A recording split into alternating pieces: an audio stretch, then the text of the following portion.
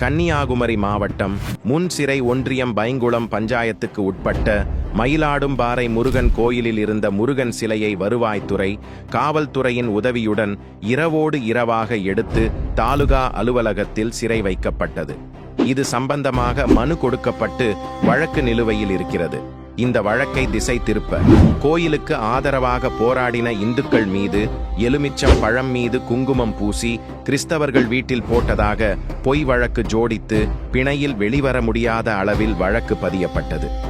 இது நடந்த ஒரு வாரத்துக்குள் கிள்ளியூர் ஒன்றியம் முடியம்பாறை பத்ரகாளியம்மன் கோயில் பூட்டை உடைத்து அத்துமீறி நுழைந்து காவல்துறையும் வருவாய்த்துறையும் உள்ளூர் நபர்கள் மூலம் பத்ரகாளியம்மன் சிலையை பெயர்த்து அதன் கீழிருந்த சித்தர் பீடத்தையும் இடித்து சேதப்படுத்தி உள்ளனர்.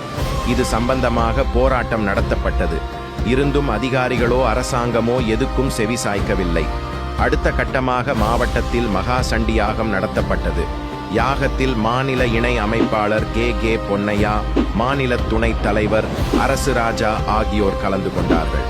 தொடர்ந்து இந்த பிரச்சனைகளுக்கு தீர்வு காண வேண்டி மாவட்டம் முழுவதும் ஒரே நாள் ஒரே நேரம் ஜனவரி 18 ஞாயிறு மாலை 5 மணிக்கு 13 ஒன்றிய நகரங்களில் கண்டன ஆர்ப்பாட்டம் நடத்தி கைது செய்யப்பட்டனர். எலுமிச்சம் பழத்துக்காக FIR போட்ட காவல்துறையினர் குருந்தன்கோடு ஒன்றியம் நெய்யூர் பஞ்சாயத்து காடன் விளையில் அனுமதியில்லாமல் சர்ச்சை கட்டி கொண்டிருக்கிறார்கள். அதற்கு எதிராக போராடின இந்து செல்வராஜ் மீது கொலைவெறி தாக்குதல் செய்தவன் மீது எந்த நடவடிக்கையும் இல்லை.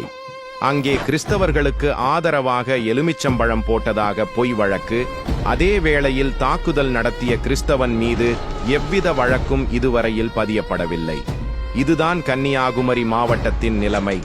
இதற்கு எல்லாம் காரணம் மாவட்டத்தில் இருக்கக்கூடிய கிறிஸ்தவர்களுக்கு வேண்டிய மறுபடியும் மந்திரியாக்கப்பட்ட மனோ தங்கராஜுடைய வற்புறுத்தல் ஆகும்.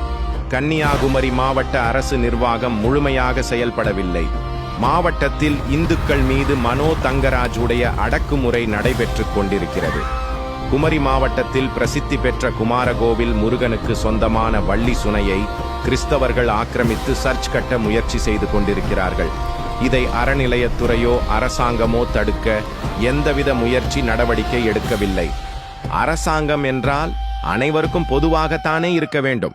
கிறிஸ்துவர்களுக்கு ஒரு சட்டம், இந்துக்களுக்கு ஒரு சட்டம் என்று பாரபட்சம் காட்டுவது நியாயமா?